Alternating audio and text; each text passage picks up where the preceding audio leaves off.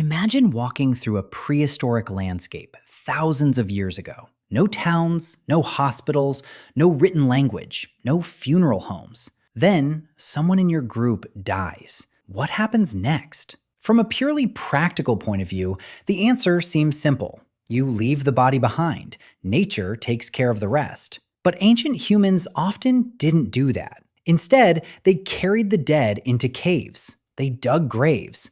They positioned bodies carefully. Sometimes they added tools, food, jewelry, pigments, or objects that had taken countless hours to create. Why? Why spend precious time and energy on someone who could no longer hunt, gather, speak, or help the group survive? That question takes us far beyond archaeology. Because the moment humans began caring for the dead may also have been the moment we started building culture itself. Animals don't completely ignore death. Elephants have been seen returning to bones. Dolphins may carry dead calves through the water. Some primates remain near a dead group member, touching the body or waiting for it to move. Their reactions can look a lot like grief. But humans took another step. We turned grief into action. We didn't only feel the loss, we created rituals around it. We changed the body, moved it, protected it, decorated it, or placed it somewhere important.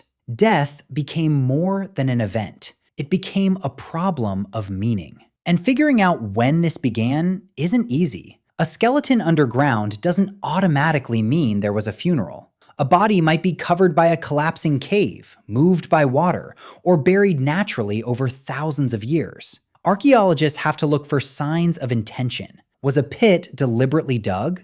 Was the body placed in a specific position? Were objects added? Could animals have moved the bones? Was the location difficult to reach? Every detail matters. One of the most controversial clues comes from Rising Star Cave in South Africa. Deep inside this cave system, researchers discovered the remains of a small-bodied human relative called Homo naledi. Getting into the chambers isn't easy. The route includes dark, extremely narrow passages. Yet the bones of several individuals were found far inside. This raised an extraordinary possibility. Could Homo naledi have carried its dead into the cave? Some researchers believe the placement of the remains may represent intentional burial. Others argue that the evidence isn't strong enough yet, and that natural explanations haven't been fully ruled out. So we shouldn't treat the question as settled. But even the possibility is remarkable. Homo naledi had a brain much smaller than ours.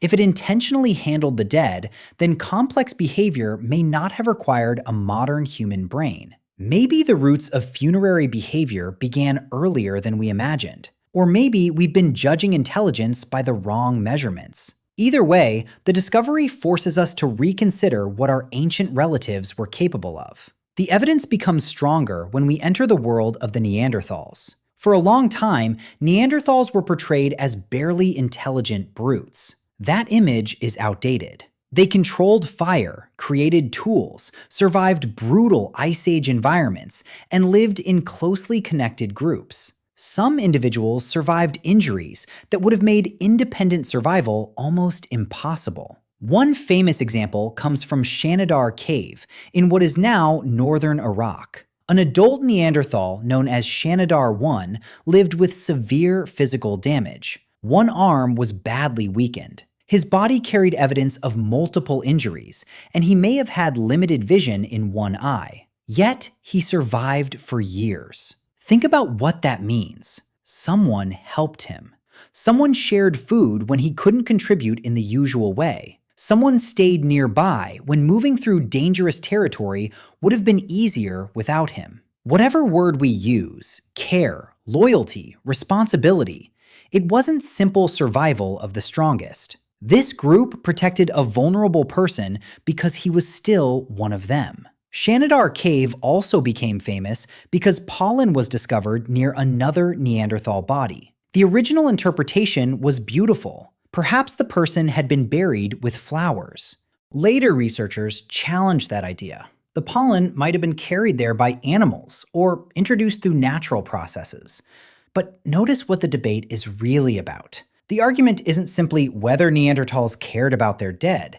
It's whether one particular body was accompanied by flowers. Across several archaeological sites, researchers have found Neanderthal remains that appear to have been intentionally placed or protected. We can't know exactly what these groups believed. We can't interview them. We can't read their prayers. But we can see their decisions. They returned to the body. They moved it. They made sure it wasn't treated like meaningless waste. And that suggests something powerful. The person still mattered after breathing stopped. By the time modern humans began creating richer graves, the evidence became even more dramatic. At Sungir in present-day Russia, archaeologists discovered an extraordinary burial dating back more than 30,000 years. 2 children were buried together. Around them were thousands of beads made from mammoth ivory, along with decorated objects, animal teeth, and long ivory spears. Those items weren't casually picked up from the ground. Someone had to find the material, shape it, drill it, polish it, attach bead after bead to clothing. It was an enormous investment of time, and the children were already dead. That's what makes the burial so moving.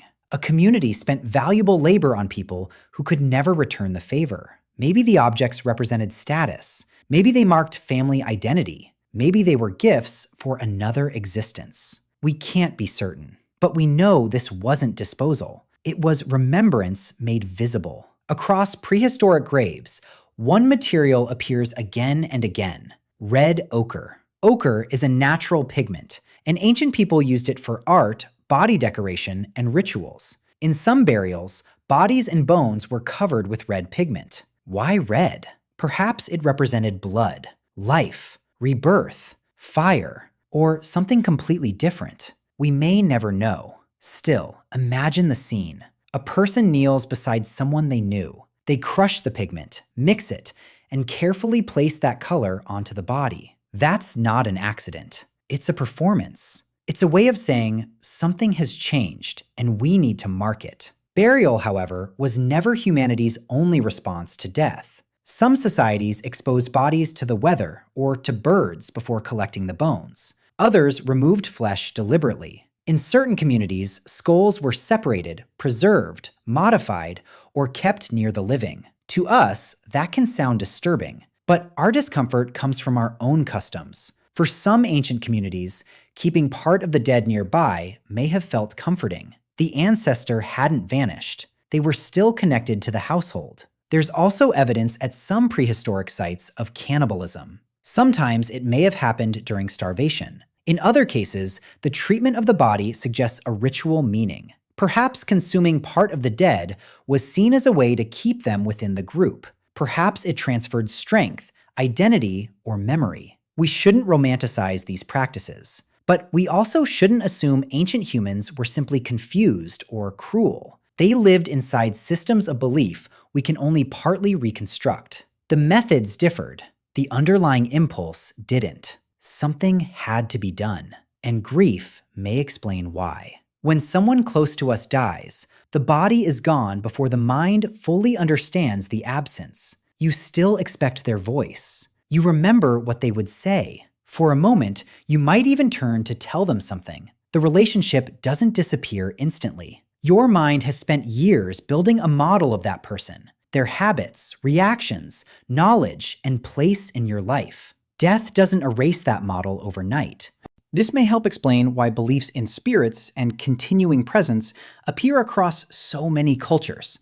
The dead feel absent physically, yet strangely present mentally. Ritual gives that contradiction a shape. A funeral tells the group what to do when normal life no longer makes sense. Gather here, carry the body, speak these words, light the fire, place the objects, say goodbye. That structure matters. Grief can isolate a person, but ritual brings everyone into the same moment. Private pain becomes a shared responsibility. The community confirms that the loss is real, and that the grieving person won't face it alone. In that sense, funeral rituals were a kind of ancient social technology. They helped groups survive emotionally. They restored order after death had torn a hole through it. And grave goods reveal something else. Ancient humans didn't always treat the dead as empty bodies. They often treated them as people who still had identities. A hunter might be buried with tools. Another person might receive jewelry or personal ornaments.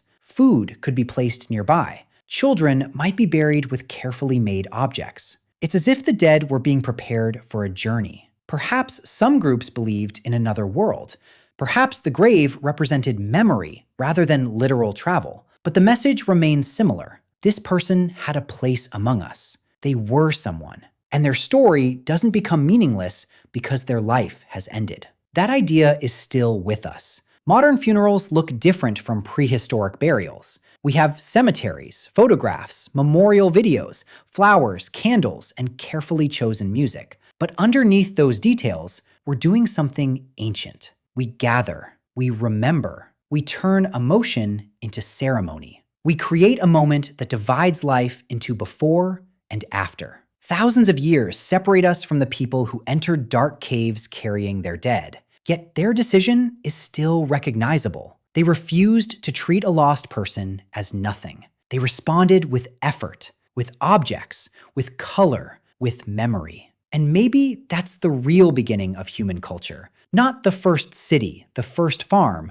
or the first written word. Maybe culture began when one person looked at the body of another and understood that walking away wasn't enough. The body had become silent, but the relationship hadn't. So they stayed, they mourned, and they found a way to say, "You were here, you mattered." And because you lived, the world you left behind will never be exactly the same.